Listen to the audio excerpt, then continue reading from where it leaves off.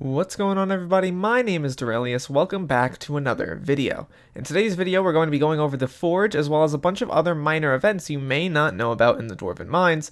As well as that, we're going to go over which items that you should be going towards when you reach Heart of the Mountains tiers 3, 4, and 5.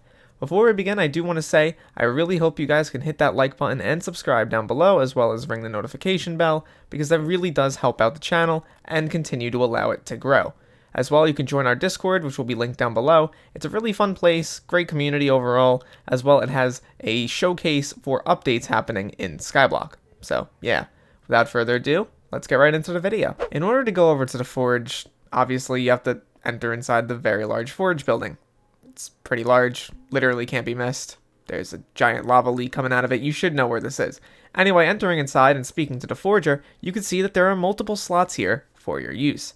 I don't have access to all 5 slots, and that's because I'm a filthy pleb who hasn't actually gotten Heart of the Mountain tier 4. I'm only at tier 3.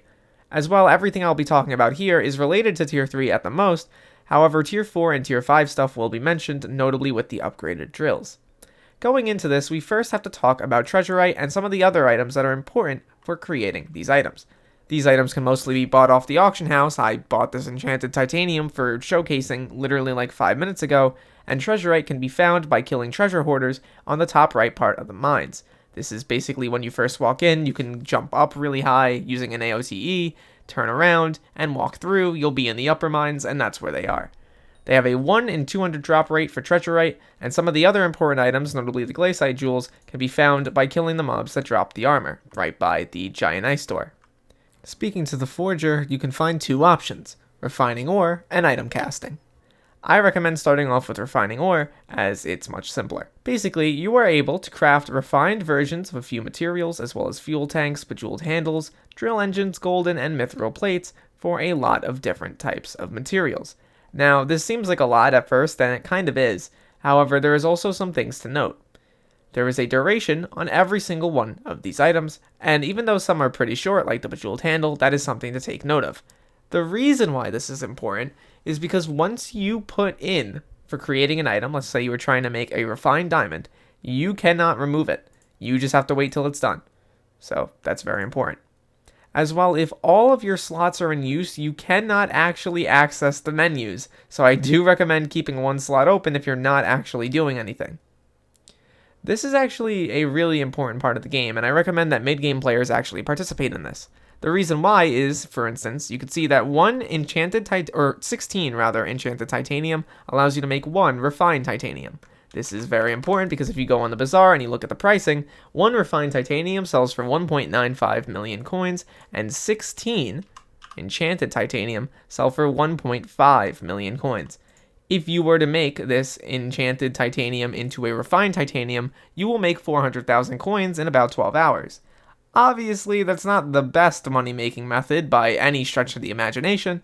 However, it can be useful as a background thing that you do kind of like minions, especially if you're not interested in making the drills, which, by the way, require a metric ton of materials to craft, notably enchanted iron blocks, redstone blocks, golden plates, treasurite, and refined diamond.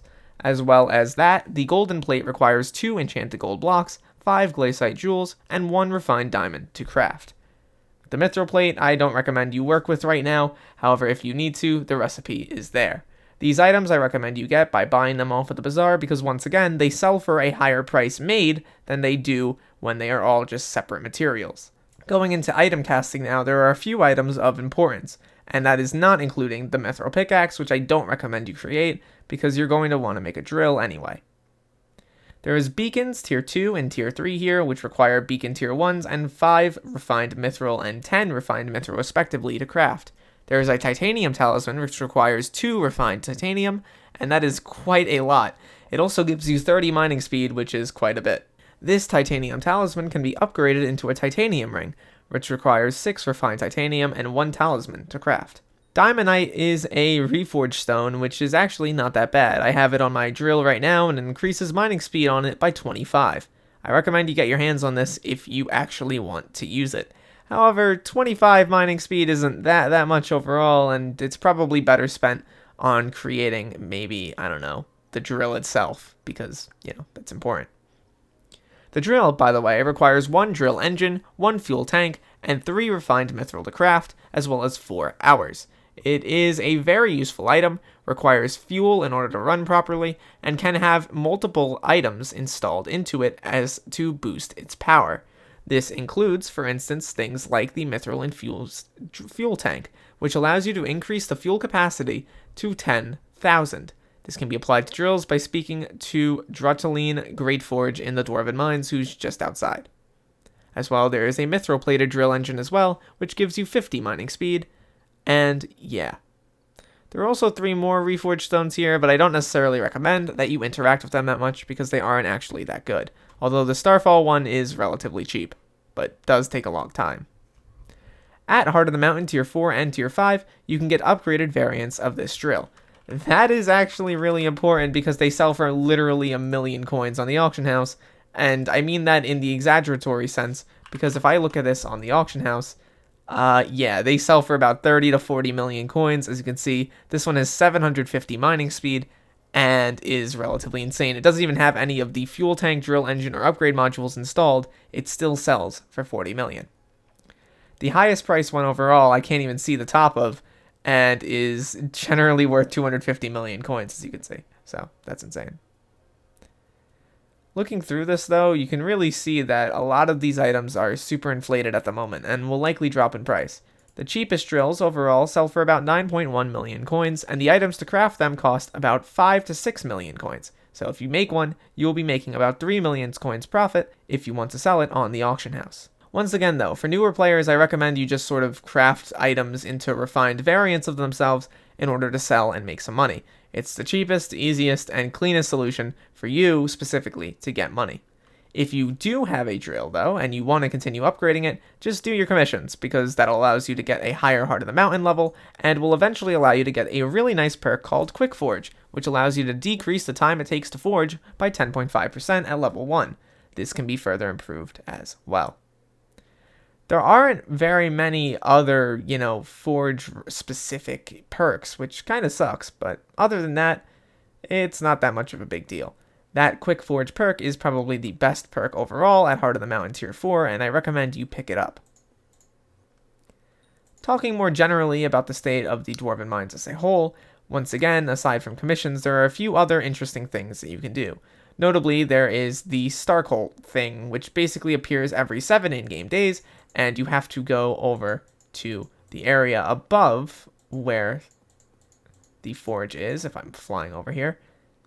Heading inside this room over here, there is a cult that meets here on the every 7th day, so the 7th, the 14th, the 21st, 28th. They'll give you a hat, they'll tell you to come back in like a week, and then they'll, give you a cool item for doing so.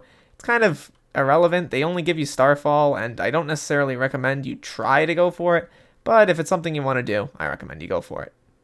Aside from this, though, there is also another important NPC located just up near the Dwarven village, kind of right when you're about to leave. His name is Fetcher, and he gives you a fetch quest. Basically, he asks you in chat for one specific item. Notably for this day, he needs an item that's red and soft, and he also needs 50 of it. This could be any number of items, and there are certain Discord servers that allow you to tell which item it is. If you do his quest for him, he'll give you some mithril powder, if I'm not mistaken, and I'm pretty sure it's 1,000 mithril powder, which is no small amount. Aside from that, though, and the upgraded drills, there isn't too much really to talk about. Beacons are very important, and I'll get into that at a later date once I actually have one. And the reason I don't have one is because, oh boy, has it been rough trying to level up this mithril collection. I need to actually start playing the game more. Aside from that, though, I hope you all have a wonderful, wonderful day. Thank you so much for watching this video till the end. I hope you guys make some money off of the Forge, and I'll see you all in the next video. Peace out, everybody.